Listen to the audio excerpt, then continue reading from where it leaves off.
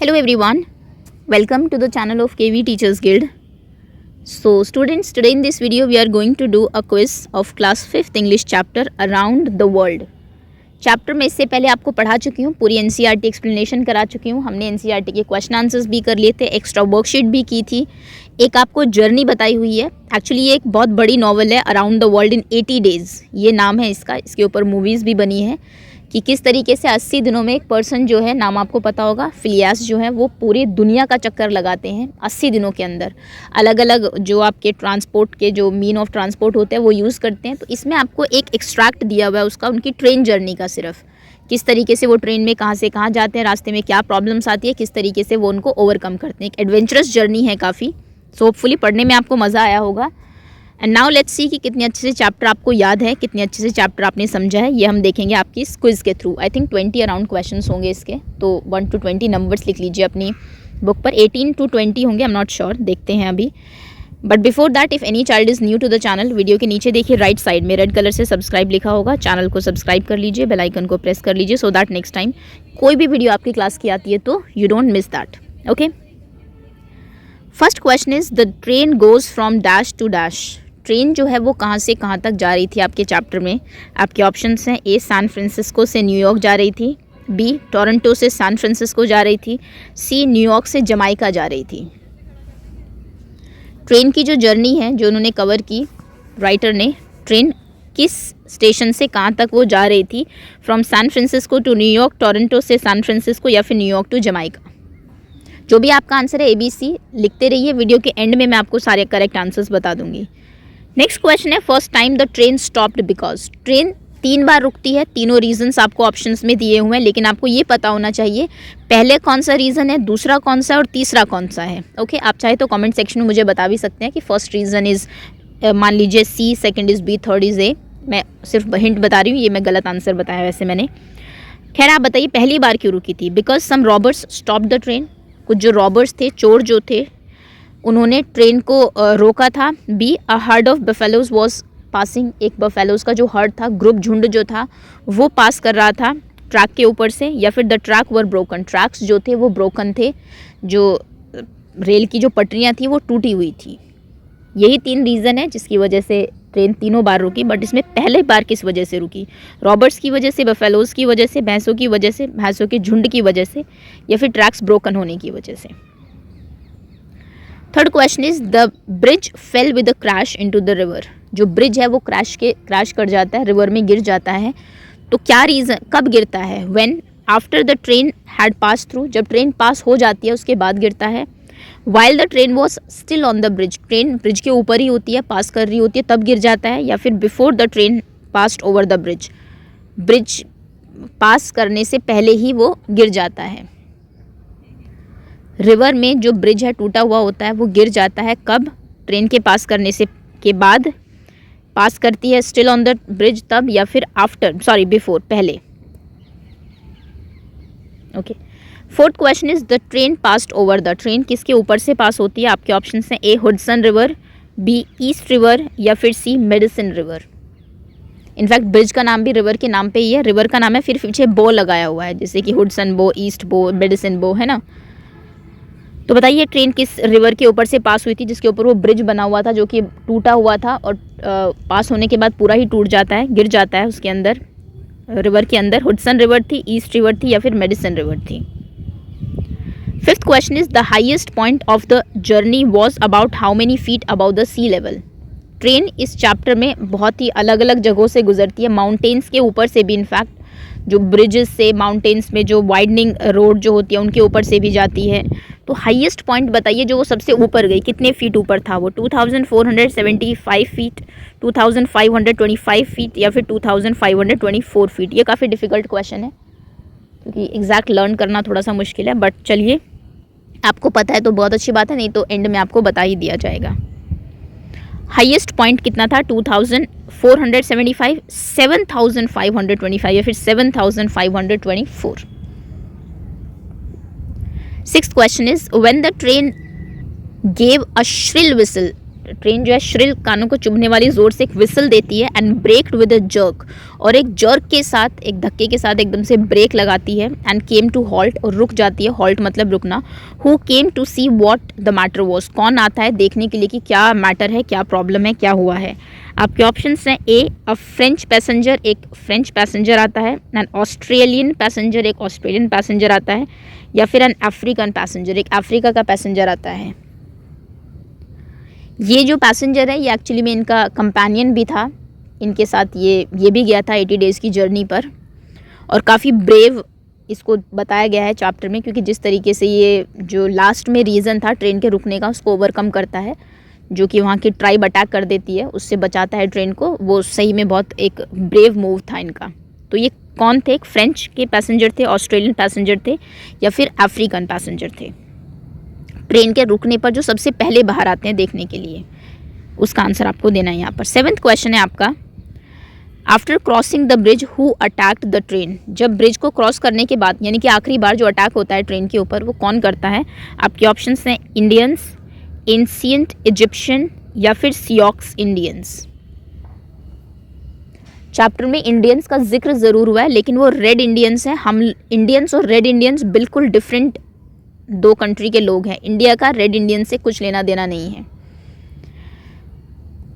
Train bridge से cross करने के बाद कौन अटैक करता है? इंडियंस, एंशिएंट इजिप्शियंस, या फिर Sioux Indians. Okay, next question is mister Fogg lays a bet to go around the world in dash days. Mister Fogg ने कितने दिनों में अराउंड द वर्ल्ड, वर्ल्ड के चारों तरफ जाने का जो बेट है वो लगाई थी? आपके ऑप्शन हैं 90 डेज़ की 90 दिनों में मैं पूरा जो दुनिया है वो घूम लूँगा, option B 80 days, option C 70 days, या फिर 70 दिनों में। ये तो इजी क्वेश्चन है, स्टार्टिंग में मैं बता भी चुकी हूँ आपको। इनफैक्ट जहाँ चैप्टर स्टार्ट होता है स्टार्टिंग से पहले ये आपको थोड़ा सा नरेशन में दिया हुआ है। कितने दिनों में मिस्टर फॉग जो थे, फिलियास फॉग, वो अराउंड द वर्ल्ड जाने की बेट लगाते हैं? 90 दिनों में, 80 दिनों में, या फिर 70 दिनों में। Question number 9 is identify the incorrect statement. 3 statements आपको दी हुई है, उनमें से गलत कौन सी है वो बताइए। The bridge crashed after the train pass through the medicine river. जब मेडिसिन रिवर से ट्रेन पास हो जाते हैं तो ब्रिज जो है वो क्रैश हो जाता है, टूट जाता है।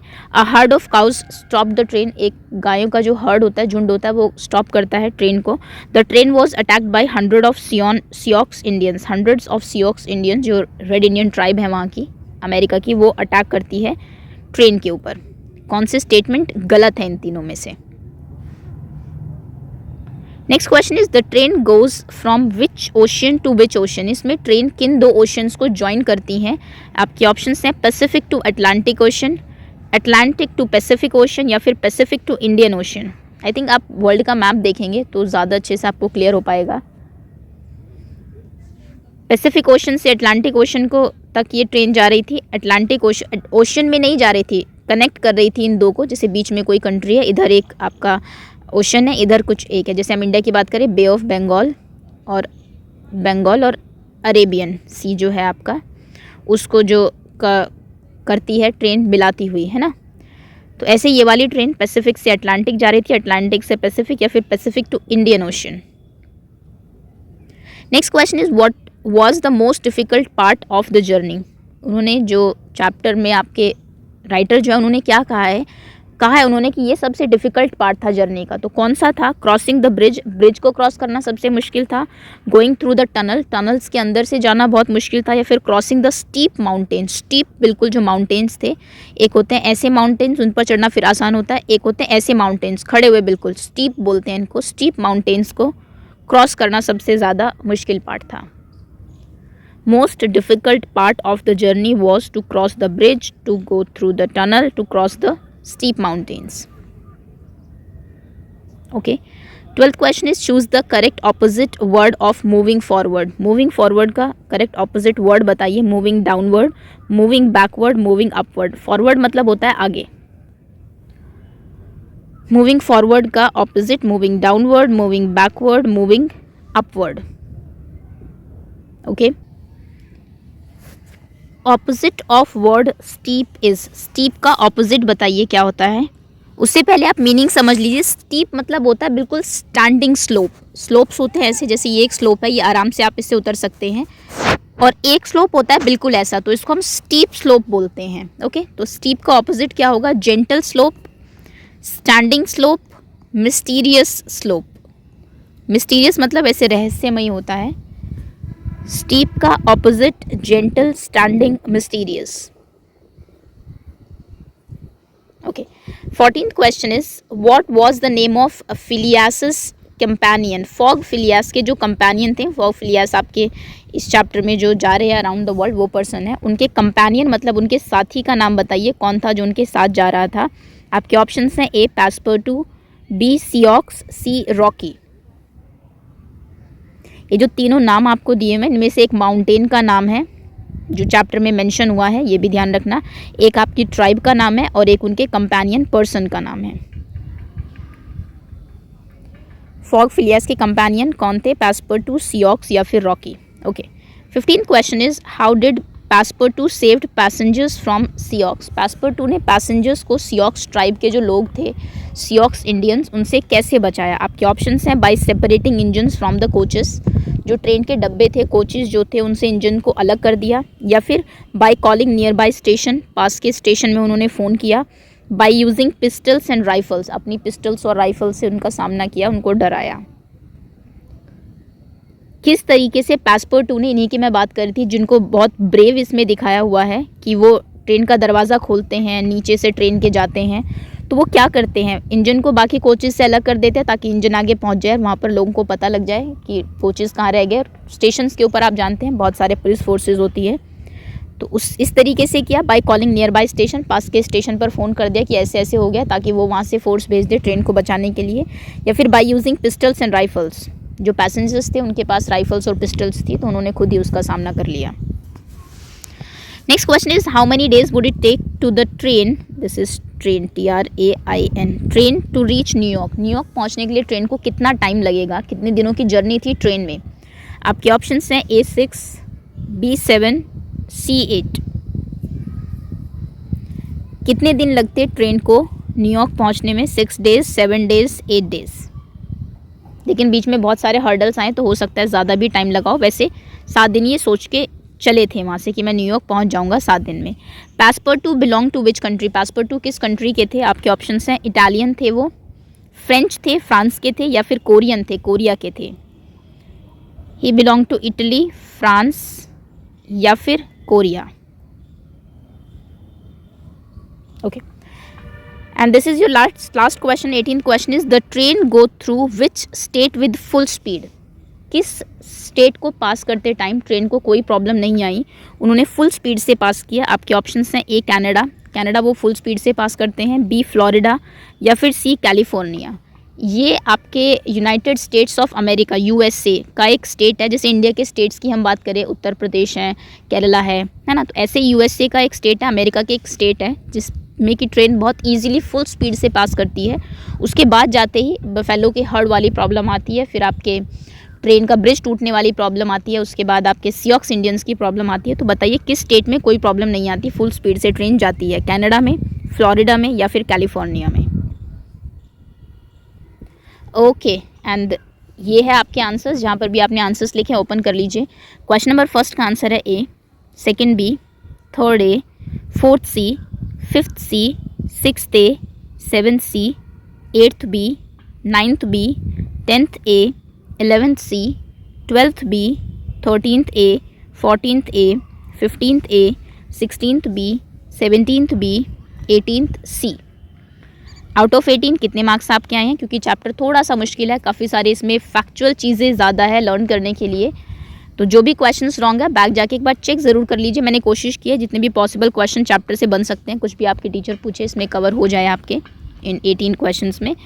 बट स्टिल अगर आपको चैप्टर अच्छे से समझना है तो इसकी जो एक्सप्लेनेशन वाली वीडियो है वो आप ज़रूर देख लेना एक बार। And that's all students, thank you so much for watching and wait for other videos to come.